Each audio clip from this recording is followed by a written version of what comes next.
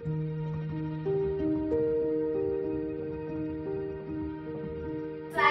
सुस्वागतम सुस्वागतम। सर्वांना नमस्कार। जिल्हा परिषद छत्रपती संभाजीनगरचे ज्येष्ठ शिक्षण विस्तार अधिकारी आदरणीय रमेश ठाकूर साहेब यांच्या संकल्पनेतून मराठीची श्रीमंती हा उपक्रम आमच्या शाळेत नियमित राबवत असतो। आजच्या मराठीच्या श्रीमंतीचा शब्द होता आजी। या निमित्ताने आम्ही आमच्या आजीची मुलाखत आपल्या समोर सादर करीत आहे। आजीची मुलाखत घेण्यासाठी येत आहे सुप्रिया पवार।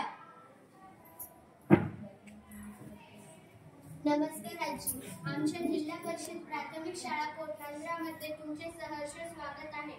तर आजी, तुमच्यासाठी पहिला प्रश्न आहे, आजी आपले शिक्षण किती झाले आहे?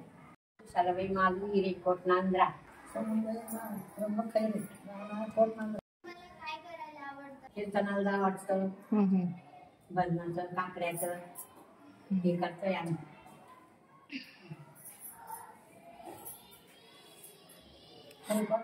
आमचा रोज सकाळी काकड्या जायचं, एकादशीच्या तटीला असं आमचा नेहमी करायचं घरचं गावात। आताच्या शेतकऱ्यांच्या परिस्थितीविषयी सांगा। आमच्या रेखत दाता झालेला आहे। हो, आम्ही आता एवढेच वर्ष झालं पण आम्हाला असं पाणी माहिती वाटलंच नाही।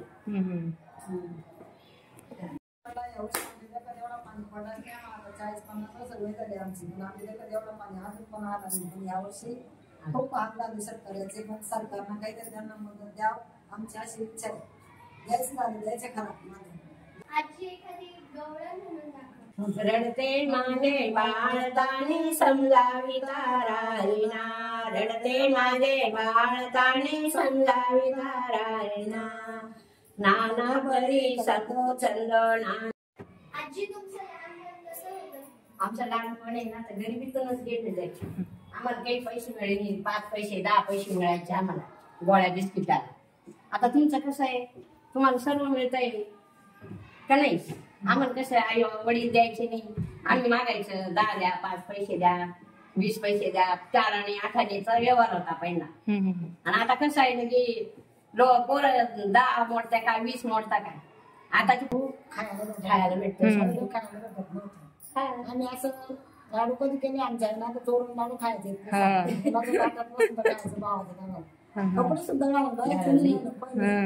आता तर भरपूर कपडे, आता शिक्षण आहे, पैसा आहे, सगळे तुम्हाला आमचे कपडे सगळे राहायचे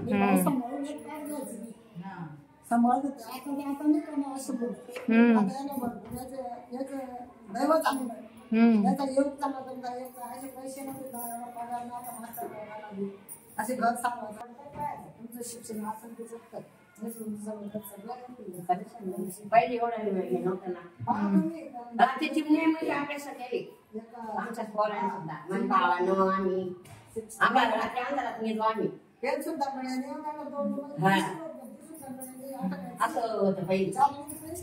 पुढे शिक्षण झाले मग आमचे, तुम्हाला आता शिकायला तर तुम्ही शिकत नाही बरं का? आता आम्हाला कसं नाही, आमच्या भावाच्या चट्यात फिरलं राहायचे लगे, शिकायला जायचं, बसून जायचं, वाटत नाही खायला तर जेवायला। पुड्या खायच्या नाही, नळ्या बिस्किट गोळ्या खायच्या नाही। असे ड्रेस पण नव्हते आम्हाला, राहायचे कपड्यांना। हो, फक्त एका ड्रेस राहायचं ना मॅडम पहिले, शाळातून आले का 4 वाजता 2 वळ घालायचं आणि उघडच एक ड्रेस समजा काकाला काय ना तुमच्या काकांना नाही, आई बहिणीसारखं बहीण भावासारखं राहायचं सगळ्यांना, कोणाकडे चांगलं पाहायचं, चांगलं बोलायचं, हीच आमची इच्छा आहे। तुम्ही खूप छान सांगितलं आणि याच्या पुढे आम्ही असेच वागण्याची प्रयत्न करू।